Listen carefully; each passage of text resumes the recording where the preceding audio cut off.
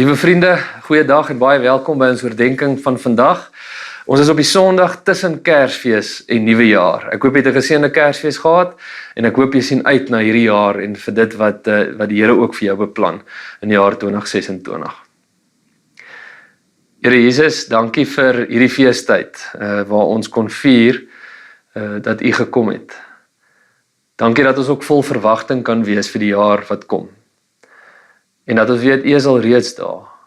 En dat U ons uitnooi om saam met U daar te lewe.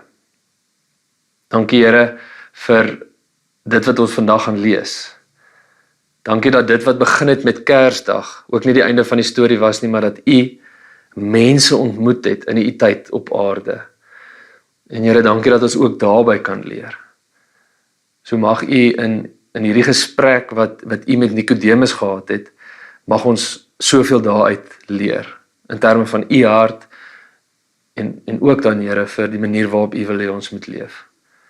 Dankie vir dit. En dankie Here dat U met ons werk. So ons kom en ons plaas onsself as die klei in U, die pottebakker se hande. En ons vra dat U asseblief met ons sal werk. Ons bid dit in U naam. Amen. Vriende, ons is by Johannes 3. Johannes 3 vertel ons die storie van Nikodemus wat op daai stadium 'n fariseer was, wat in die nag na Jesus toe kom en vir hom 'n paar vrae vra. Ons gaan nie die hele Johannes 3 lees nie. Ons gaan begin by vers 16 wat die bekendste vers is. Maar gaan lees gerus die inleiding tot Jesus se antwoord wat in Johannes 3 vers 16 begin. Hulle praat oor 'n paar dinge en Jesus praat lekker direk met Nikodemus. Maar dan sluit Jesus hierdie deel af wat hy met Nikodemus praat, met die volgende paar verse. En kom ons lees van vers 16 af. God het die wêreld so lief gehad, dat hy sy enigste seun gegee het, sodat die wat in hom glo nie verlore sal gaan nie, maar die ewige lewe sal hê. God het nie sy seun na die wêreld toe gestuur om die wêreld te veroordeel nie, maar sodat die wêreld deur hom gered kan word. Wie in hom glo, word nie veroordeel nie. Wie nie glo nie, is reeds veroordeel, omdat hy nie in die enigste seun van God glo nie. En so kom die skeiding. Die lig het na die wêreld toe gekom, en tog het die mense eerder die duisternis as die lig lief gehad, want hulle dade was sleg. Elkeen wat kwaad doen, haat immers die lig en kom nie na die lig toe nie, sodat sy dade nie aan die kaak gestel moet word nie. Maar wie volgens die waarheid handel, kom na die lig toe, sodat dit duidelik kan blyk dat sy dade in gehoorsaamheid aan God gedoen is. Amen. Dis die woord van die Here. Nikodemus, fariseer. Hy kom in die nag. En hy's geïnteresseerd in Jesus en wat Jesus doen. Hy's geïnteresseerd in die boodskap wat Jesus bring. En in Jesus se gesprek met Nikodemus lig Jesus 'n paar dinge uit. Nou ek het uit hierdie teks uit wat ons gelees het 4 woorde uitgehaal wat ek glo Jesus se boodskap vir Nikodemus was. En die eerste woord waarby ons kortliks gaan stil staan is die woord glo. Nee, ons almal ken vers 16, God het die wêreld so lief gehad sodat die wat in hom glo. Vriende, wat beteken dit om te glo? Wat is geloof? Wat het Nikodemus op daai stadium gedink is geloof? Uit die Bybel uit sou mens geloof op klomp maniere kon definieer. Maar geloof vir die mense van daai tyd het beteken dat ek my volle vertroue, alles wat ek is en alles wat ek het, plaas in iemand anders se hande. Daarom het hulle gesê ons glo in die keiser, want hulle lot is op die ou einde in die hande van die keiser, die een wat die besluite neem, en hulle glo dat die keiser dinge sal laat gebeur soos wat hulle graag wil hê. So dis wat geloof was. So wanneer Jesus vir Nikodemus sê, die wat in my glo, dan beteken dit nie net dat hy sê, dis die resep om in die hemel te kom nie. Hy sê nie net, ag, ek het gekom en doen 1, 2, 3, sodat jy eendag kan hemel toe gaan en dan gaan jy aan met jou lewe nie. Nee. Hy sê die wat in hom glo, met ander woorde, die wat hulle volle lewens in die hande van die Here plaas. Dit beteken dat ek nie meer aan myself behoort nie, maar aan hom. Dit beteken dat my lot nie meer in my hande is nie, maar in Jesus se hande. En dit beteken dat daar baie keer goed in ons lewens gaan gebeur, wat wonderlik is. Maar dit beteken ook dat daar baie keer goed gaan gebeur, wat Jesus doen, wat vir ons uitdagend is, wat ons 'n bietjie uit ons gemaksone uit gaan trek. En dit doen hy omdat hy weet wat is die beste in sy koninkryk en wat is die beste vir ons. Om te glo beteken eintlik dat ons diep afhanklik is van God. So wanneer ons sê, ons glo in Jesus, dan beteken dit, Jesus sit op ons troon. Dan beteken dit, ons gaan baie keer, eintlik altyd van ons troontjie moet afklim, en vra my Here, wat wil U? Want U weet op die ouene wat die beste is. Die tweede woord wat ek wil uithaal, is die woord lewe. Nee, sodat die wat aan hom glo, nie verlore sal gaan nie, maar die ewige lewe sal hê. Nou hierdie woord in die Grieks beteken twee dinge. Dit kan aan die een kant verwys na ons ewige lewe, en dis hoe hierdie teks dit nou vertaal in die 83 vertaling, maar aan die ander kant het hierdie term ewige lewe ook baie betekenis op nou, hoe ons nou lewe. En as ons nou aan dink, Jesus het tog nie gekom net om vir ons die resep te gee, en dan weg te gaan, en ons volg die resep sodat ons eendag kan hemel toe gaan nie.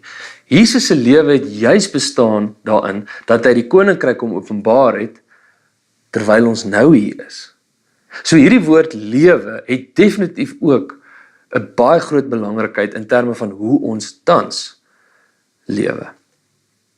Nou, kom ons dink weer aan Nikodemus. Hoe het hy dit op daai stadium verstaan? Vir hom was die lewe 10-10-1, doen jy die regte ding om in God se goeie boekies te kom. En is ons baie keer nie presies dieselfde nie. Dat ons so bang is ons maak 'n fout, sodat God ons dalk gaan weggooi dan.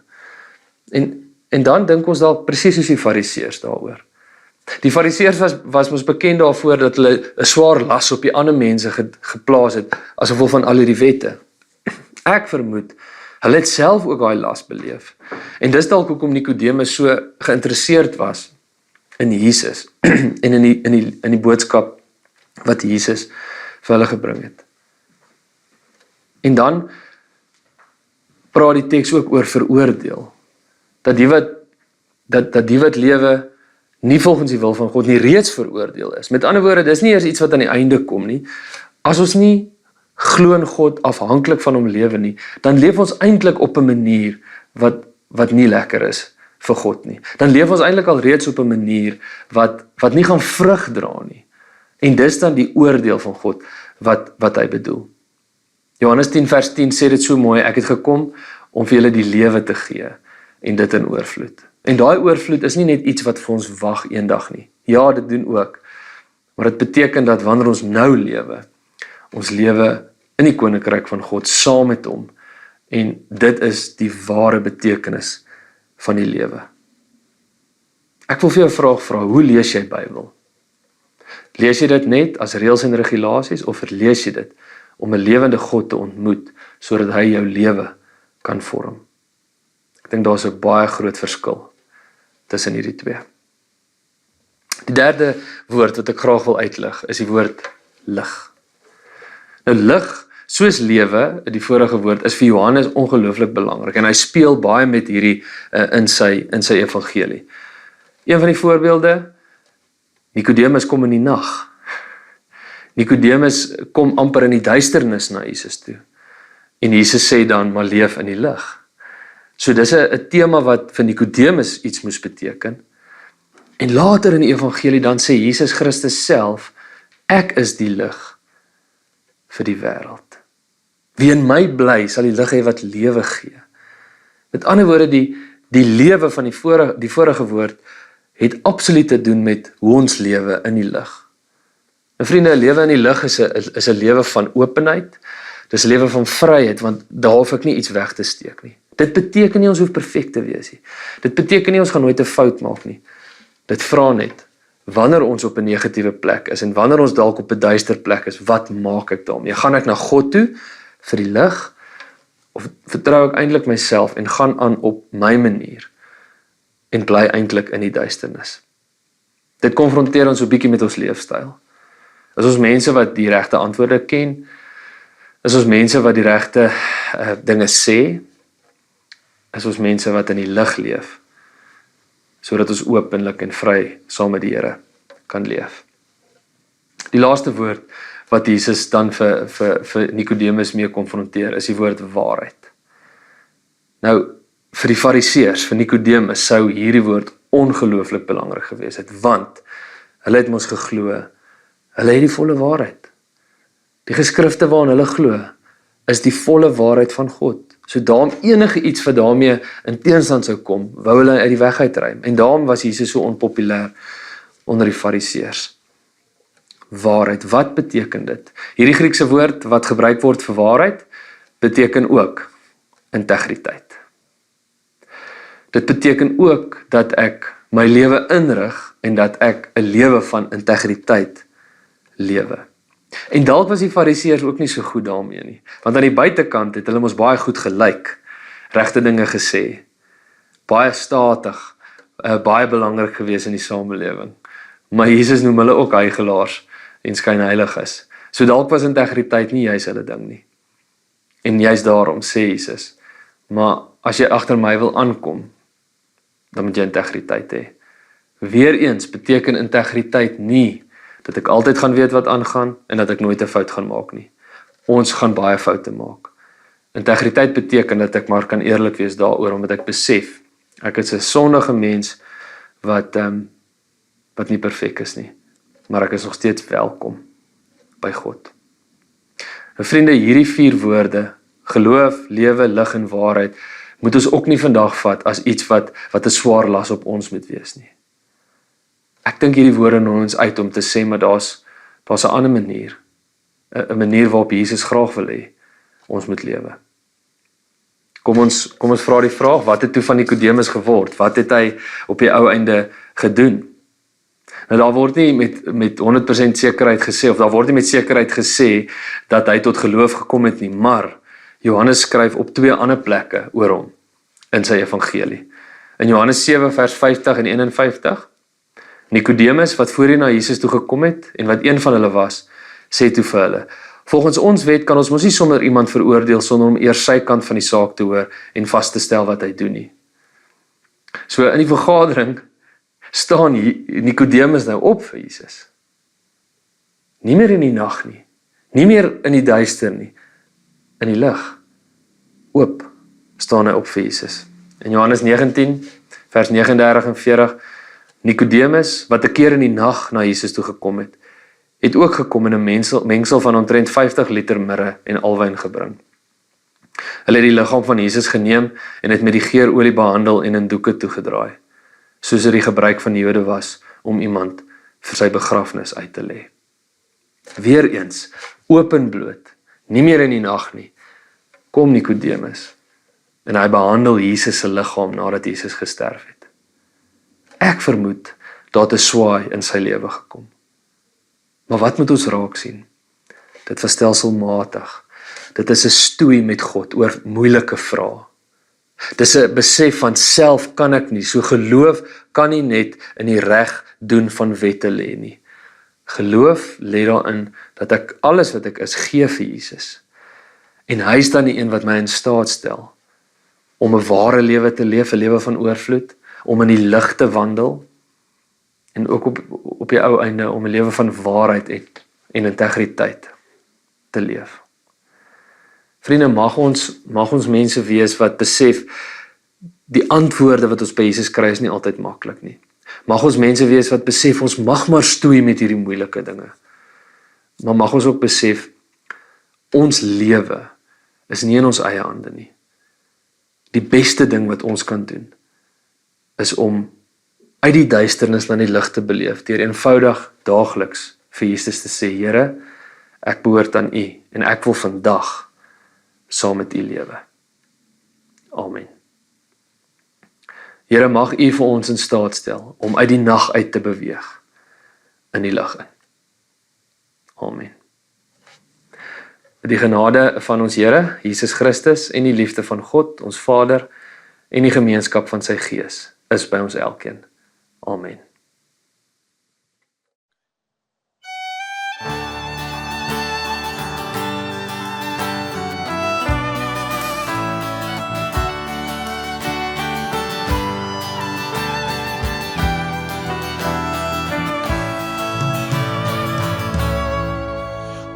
ons oë op, as ons die nag in kyk, wys ons die hoop waar duisternis nou dwyk. Gee ons lewe woord, waarmee ons wyd kan loop, week ons met waarheid, breek ons bekers op. Lig vir die wêreld, kom skyn deur ons, skyn in die donker, met liefde wat verlos. Stuur ons met lewe, vol van helder oog. Kom vir ons o Gees, om sout te kan wees, lig vir die wêreld, kom skyn deur ons. Hier ontmoet ons hier, woon in ons lofgesang.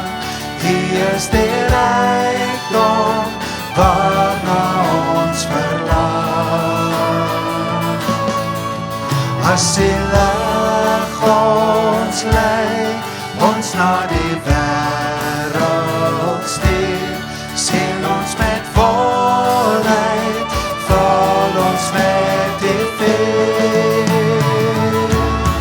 Lig vir die wêreld, kom skyn deur ons, skyn in die donker, met liefde wat verlos. Stuur ons met lewe, vol van helder oog. Kom van ons o Gees, om sout te kan wees, lig vir die wêreld, kom skyn deur ons. Vader, salf ons o, raak ons met deernis aan, ons wil die hart vir verlorenes verstaan.